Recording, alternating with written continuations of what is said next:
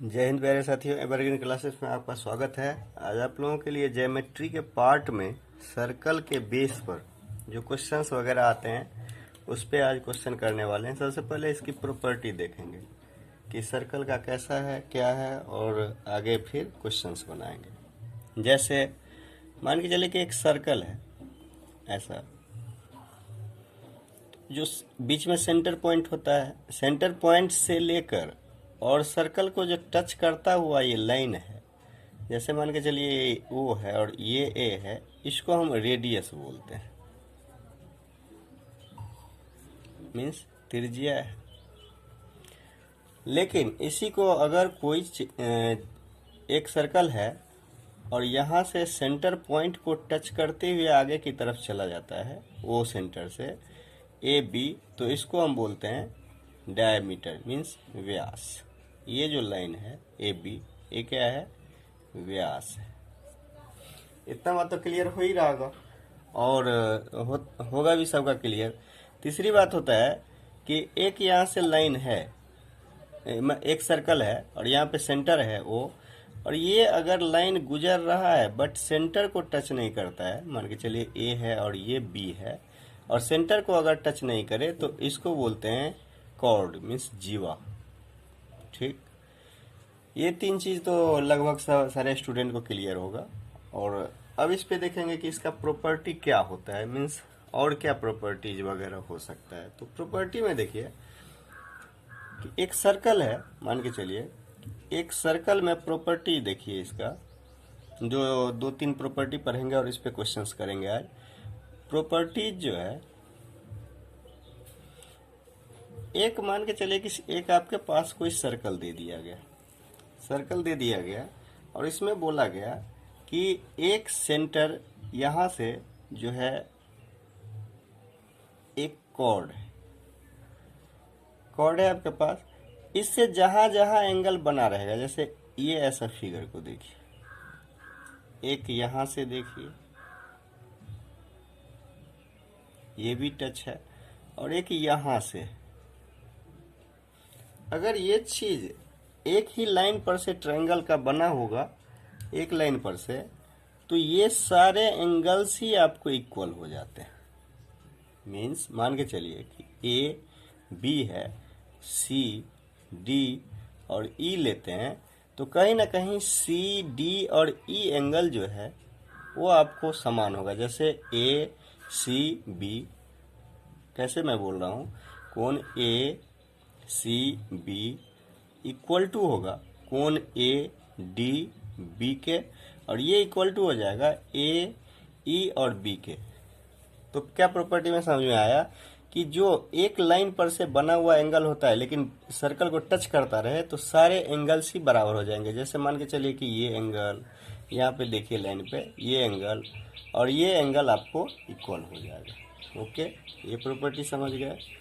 Next दूसरा देखिए, एक सर्कल है और उस पर अगर मान के चलिए कि एक कॉर्ड पर से ये एंगल आपको बना हुआ है जितना, और एक और यहाँ से ये सेंटर पॉइंट होगा, अगर ओ है तो ये अगर मान के चलिए कि बनाया हुआ है, तो जो वैल्यू यहाँ पे होगा, मान के चलिए कि ये थीटा अगर वैल्यू हो जाएगा, तो ये ऑलरेडी जो है ये वाला एंगल ये 2 थीटा में बदल जाता है।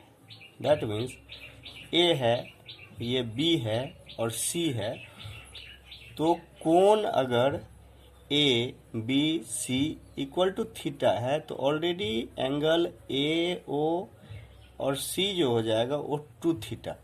और वो तो एंगल पे निर्भर करेगा। मान के चलिए कि ये वाला एंगल आपको, ये वाला एंगल जो आपको दिख रहा है वो 40 अगर कर दिया जाए तो ये ऑलरेडी कितना हो जाएगा? 80।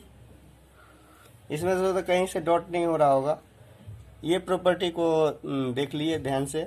और देखिए नेक्स्ट प्रॉपर्टी, नेक्स्ट प्रॉपर्टी देखिए।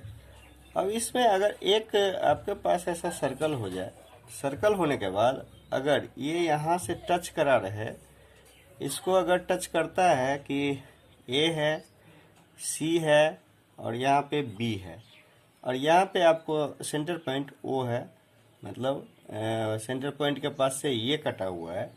अगर यहाँ पे बोला जाए कि ये अगर 40 डिग्री है तो ऑलरेडी हमें क्या पता चलता है, अभी जो ऊपर प्रॉपर्टी देखे हैं कि ये जो है वैल्यू वो 80 डिग्री हो जाता है।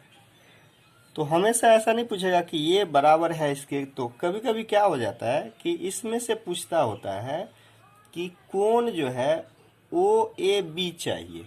यहाँ पे ध्यान से देखिएगा, अगर ऐसा फिगर दे दिया जाए और बोले कि find value of angle O A और बी, मतलब इस बार डायरेक्ट यहाँ से क्वेश्चन नहीं, ये वाला क्वेश्चन पूछ रहा है, यहाँ ये वाला, इसकी वैल्यू क्या हो जाएगी। ध्यान से देखिएगा कि हमेशा क्या होता है कि ये 80 डिग्री का है और ये दोनों बराबर है, क्योंकि वृत्त के त्रिज्याएं r इक्वल टू आर, त्रिज्याएं जैसे बराबर हो जाएगी तो ये दोनों कोण, ये जो है ओ ए और ओ बी आपको बराबर होगा।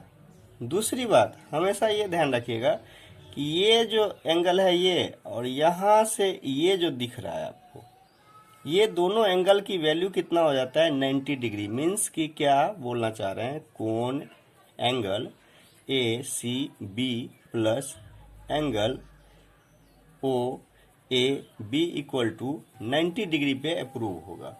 तो अगर ये 40 डिग्री है तो यहाँ पे कितना करना होगा आपको, 50 डिग्री। अब क्या हो गया, 50 और 80 130 पुर गया है, तो ये कितना हो जाएगा आपके पास 50 डिग्री, क्योंकि एक ट्रायंगल की वैल्यू कितना हो जाता है 180 डिग्री।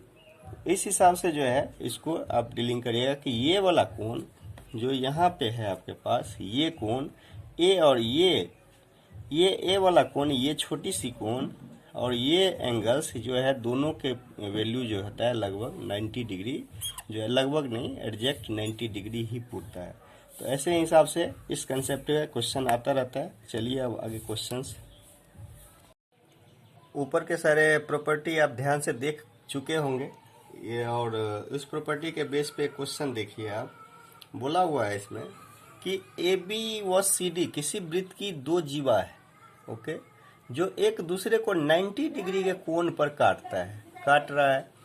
ओ वृत्त का केंद्र है और सी ए ओ बराबर 32 डिग्री अगर दिया हुआ है, सी ए ओ का मान 32 हो तो कोण जो है आपको बी सी और डी की वैल्यू क्या होगी, कोण बी सी और डी की वैल्यू व्हाट।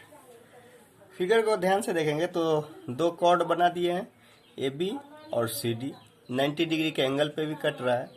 अभी आप देखें तो इसमें प्रॉपर्टी कि जो वृत्त के केंद्र पे टच करता हुआ एंगल होता है वो हमेशा इक्वल हो जाता है। तो यहां से इसको टच करवाने के बाद इसको यहां से इसको टच करवा दीजिए, और दिया हुआ है सी ए ओ, तो सी ए और ओ भी आपको एक एंगल चाहिए, इसको मिला दीजिए और बाद में इसको ऐसे टच करवा दीजिए। फिगर में तो कहीं दिक्कत नहीं होगा। ए बी जो है और सी डी दो कॉर्ड है, 90 डिग्री पे एक दूसरे को काट भी रहा है। काटने के बाद दिया हुआ है कि कोण सी ए ओ ये वैल्यू आपको कितना दिया हुआ है, यहाँ से 32 डिग्री में है। अब क्या होगा कि अभी आप सीखे थे कि जो भी ये टच करता हुआ लाइन पे एंगल्स बनता है वो हमेशा इक्वल होता है। तो यहाँ से गौर से देखिए कि ये टच कर रहा है तो ये भी टच कर रहा है कहीं ना कहीं, दैट मीन्स ये भी एंगल आपको कितना हो जाएगा बाय प्रॉपर्टी, जो प्रॉपर्टी आपने देखा है ऊपर, बाय प्रॉपर्टी कितना हो जाएगा 32 डिग्री। और जब ये 32 डिग्री और ये 90 डिग्री, तो एक ट्रायंगल का टोटल वैल्यू कितना हो जाता है 180 डिग्री। दैट मीन्स ये दोनों को जोड़कर तो इसमें से 180 में से घटा देंगे तो कितना हो जाएगा आपके पास, माइनस में ये दोनों जोड़ेंगे तो कितना, ये 90 और प्लस 32 दोनों को जोड़ करके 2 9 3 12 का 2 122 122। दैट मीन्स घटाएंगे अगर तो ये कितना हो जाएगा 8 और ये 5। ओके, अब आपको यहाँ पे ये वाला एंगल अगर पूछ देता है, पूछा नहीं हुआ है लेकिन अगर पूछ देता कि कितना हो जाएगा, तो ये वाला एंगल आपके पास हो जाता 58 डिग्री।